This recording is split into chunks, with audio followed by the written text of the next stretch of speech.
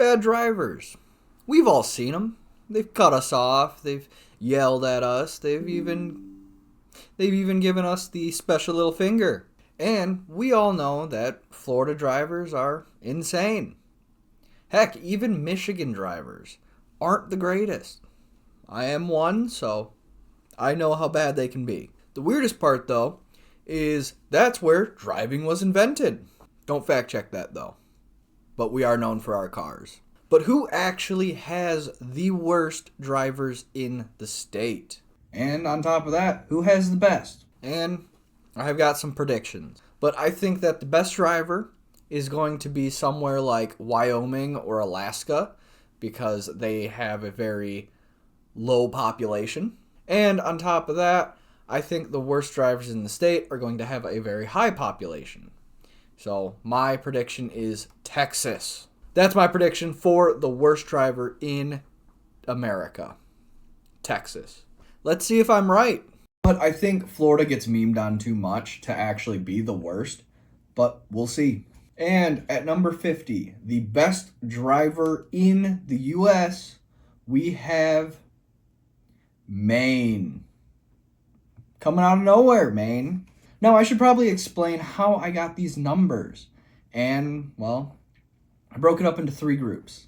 Group 1 is going to be the amount of accidents per state. But Group 2 is going to be the amount of speeding tickets or a percentage of the population of that state that has speeding tickets. And Group 3 is going to be the ranking that states have on the amount of road rage in their state. So going from 1 being the safest, less road ragey state ever, and 50 is going to be the state with the highest amount of road rage. And then Group 2 is going to be a percentage, and then Group 1 is going to be per 1,000 people. So with that being said, Maine has an accident rate of about 14 people per 1,000 that get in an accident. And it also has 7.5% population with tickets. And it is ranked 1 in safety for road rage. So it has a total score of 22.29. Now, I'm not going to go through all of the numbers for every state. And I'll stop at like 5, the top 5 worst states to drive in, and then get all those numbers to you. But I will give you the state, the ranking, and the total score. And at 49, we have California, which is surprising because it is the most populous state out there. And it has a total score of 25.64. However, I don't believe this number, but it is ranked 3 on the amount of road rage per whatever. I don't know if I fully believe that because I've seen a lot of road rage come out of California. Then at 48, we have Massachusetts with a total score of 26.33. At 47, we have Utah with a score of 28.56. At 46, we have New Hampshire with a 32.02. At 45, we have Virginia, which is a total score of 33.67. At 44, we have Iowa with 33.73. At 43, we have New York with 34.64. And I think the only reason it's so far down with it being so populous is that a lot of people in New York City don't actually drive or drive very rarely because the accident rate there is 8.13, which is really low, especially once we get to the top. And with that being said, the average accidents in the whole United States is about 18.5 per 1,000 people. And with the amount of tickets being given out, the average is about 9.7%. And the average for tickets in the United States is about 9.7%. Then at 42, we have Nebraska with a total score of 34.09. Then at 41, this surprised me, my home state of Michigan with 37.15, with the amount of accidents being about 15.5 people per 1,000, a 7.51% for the amount of tickets given out, and it's ranked about 14 for road rage. Michigan surprises me every day. But the reason with that is most likely the tickets are so low because Michigan cops don't really care about speeding all too much. I mean, you'll have people going 80 miles an hour, 90 miles an hour down the expressway, past the cop, and they do nothing about it. So it is what it is. Then at 40, we have Vermont with a total score of 38.33. At 39, we have North Dakota with a total score of 40.71. At 38, we have the worst state in the union, and that is Ohio with a total score of 41.1. At 37, we have Oklahoma with a total score of 43.03. At 36, we have Minnesota with a total score of 45.31. At 35, we have Connecticut with a total score of 45.89. And its ticket rate is about 4.74, which is insanely low. Less than 5% of the population have speeding tickets. Why is that? I don't know. I don't know if the cops just aren't doing their job or if they're actually really good drivers. Who knows? At 34, we have Illinois with a total score of 46.15. At 33, we have Idaho with a total score of 46.49. At 32, we have West Virginia with a total score of 46.81. At 31, we have Washington with a total score of 46.93. At 30, we have South Dakota with a total score of 49.09. At 29, we have Mississippi with a total score of 49.64. At 28, we have Arizona with a total score of 50.47. At 27, we have Alaska with a total score of 51.15. And I was way off with that one on my prediction.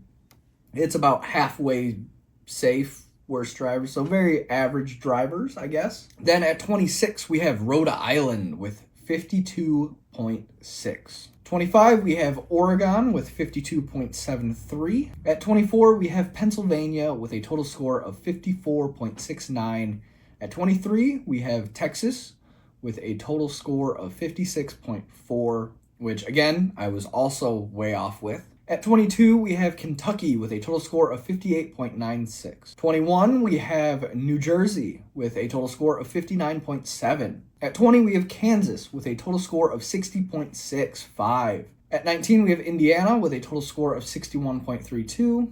At 18, we have Hawaii with 61.74. At 17, we have South Carolina with a total score of 62.06. At 16, we have Maryland with a total score of 62.48. At 15, we have Georgia with a score of 62.7. At 14, we have Alabama with 63.14. At 13, we have Delaware with a 63.25 total score. At 12, we have Nevada with 65.72. And then coming in at 11, we have Wisconsin with 66.61. Now, we're down to our top 10. And I should mention that the state you are least likely to get in an accident is Massachusetts, which is 3 for our safest driver thing. And at number 10, which is a surprise to no one, is Florida with a total score of 68.98. At 9, we have Missouri with a total score of 70.21. At number 8, we have North Carolina with a total score of 74.1. At 7, we have Tennessee with a total score of 76.96. At number 6, we have Colorado with a total score of 77.53. Then coming in at 5, which I was probably so far off with this one that it's not even funny. We have Wyoming, which I thought was going to be the safest place to drive, but nope.